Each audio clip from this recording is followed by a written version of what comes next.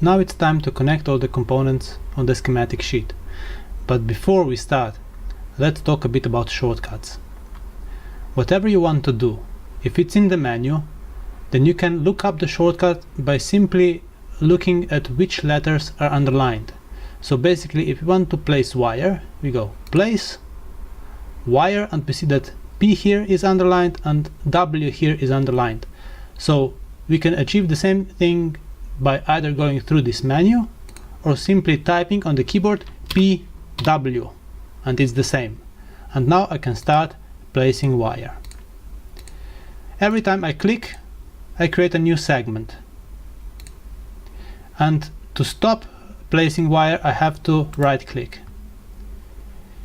If I start on one end and then I finish at some other point, Altium will automatically stop placing wire, but it will remain in the same tool. If I start placing the wire again, if I right click, I will only exit the placing of this particular wire.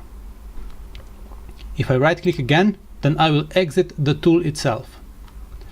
The same can be achieved with the escape button. So basically, if I press PW again, start placing wire, first escape stops placing wire, and the second escape exits the tool. If I cross two wires like this, in this case there will be no connection between the two wires. However, if I do want to make a connection, I have to click on the wire, and if I want to continue, I can click here and continue from here on. In this case, you can see a dot here, which means that we made a connection. If I make a mistake while I'm placing wires, I can correct it by pressing backspace. Backspace deletes the last segment that I've placed, so with that it's easy to correct your mistakes. While we are placing wires, we can use space to switch between horizontal and vertical, or vertical and horizontal, like this.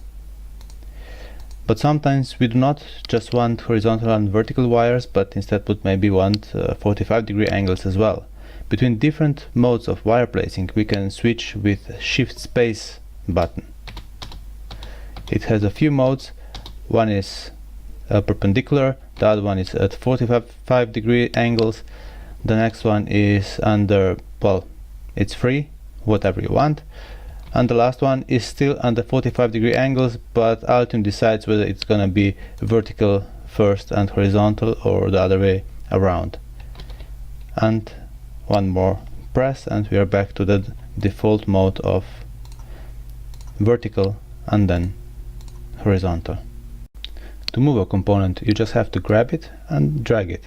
However, after you have made a few connections, then you can either drag the wires behind the component or not, depending on your choice.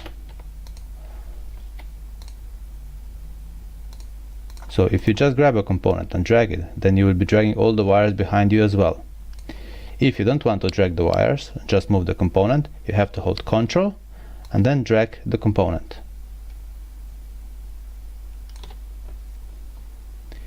If you are dragging the component, and if you just stop and wait a little bit before you let go of the left mouse button, you'll see a small green check mark by the mouse cursor. That means that no new connections will be formed by your action. That's okay. If, however, you drag it and accidentally place your component so that new connections will be made, then Altium will warn you about that with a red triangle with an exclamation mark and red dots where new connections will be formed. In schematics, ground connections and power supply connections are quite often not drawn explicitly, but are instead marked with special symbols. For ground we have one here, so if we place this one here and this one here, this means that these two pins are connected together. Similarly, for power supply, this will be placed here and here. And in both cases we can change the names if we want to. like let's say 5 volts or something like that. And now we can have different power supplies with different names, and if the name is different, that means that these two are not connected, but these two are connected. Same goes for grounds. I can have another type of ground like this.